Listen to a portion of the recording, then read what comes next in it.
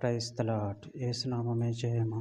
మన రక్షకుడు మన విమోచకుడైన యేసుక్రీస్తు పరిశుద్ధమైన నామంలో అందరికీ వందనాలు. చిన్న ప్రార్థన ద్వారా ఉదయకాల వాక్య భాగం ధ్యానించుకుందాము.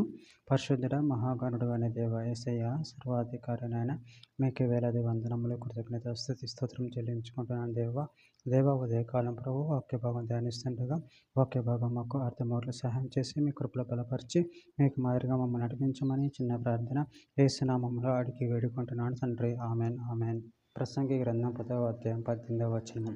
సొమ్మతనం చేత ఇంటి కప్పు దిగబడిపోవును, చేతుల బద్ధకం చేత ఇల్లు కురియును. ఆమెన్. దేవుడి వాక్య భాగం దీవించును కాక. ప్రభునందు ప్రియులారా, ఇక్కడ వాక్య భాగంలో గమనించినట్లయితే సోమరితనము చేతి ఇంటి కప్పు దిగబడిపోవును, చేతుల బద్ధకం చేతి ఇల్లు కురియును. అదేవిధంగా వాక్య భాగంలో గమనించినట్లయితే సామెతల గ్రంథం 12వ అధ్యాయం 24వ వచనంలో శ్రద్ధగా పని చేయవాడు ఏలుబడి చేయుదురు, సోమరులు వెట్టి పనులు చేయవలసి వచ్చును. సామెతల గ్రంథం 14వ అధ్యాయం 1వ వచనంలో జ్ఞానవంతురాలు తన ఇల్లు కట్టును, మూఢురాలు తన చేతులతో తన ఇల్లు ఊడబెరుకును. సామెతల గ్రంథం 20వ అధ్యాయం 4వ వచనంలో విత్తులు వేయి కాలమున సోమరిధనుడు, కోత కాలమున పంటను ఊర్చువాడు విచారించినప్పుడు వానికి ఏమీ లేకపోవును. సామెతల గ్రంథం 21వ అధ్యాయం 25వ వచనం సోమరి వాని చేతులు పని చేయనలవు, వాని ఇచ్చ వాని చంపును.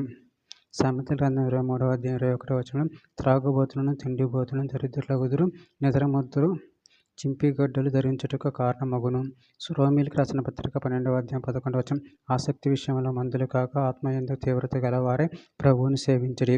కొలస్సీయులకు రాసిన పత్రిక 2వ అధ్యాయం 23-24 వచనం ప్రభువు వలన స్వాస్థ్యమును ప్రతిఫలముగా పొందుదామని ఎరుగుదురు గనుక మీరేమి చేసినా అది మనుషుల నిమిత్తం కాక ప్రభు నిమిత్తమని మనస్ఫూర్తిగా చేడి, మీరు ప్రభువైన క్రీస్తునకు దాసులై ఉన్నారు.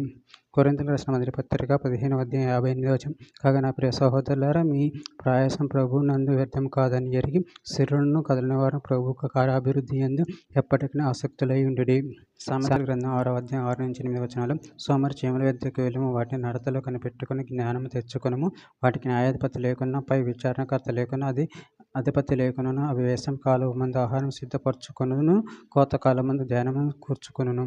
చివరిగా ఒక మాట సామెతల గ్రంథం 22వ అధ్యాయం 29వ వచనం తన పనిలో నిపుణత గల వారిని చూస్తావా, అలుపులైన వారి ఎదుట కాదు, వాడు రాజుల ఎదుటను నిలుచును. ఆమె. దేవుడి వాక్య భాగం దీవించిన కాక చిన్న ప్రార్థన చేసుకుందాము.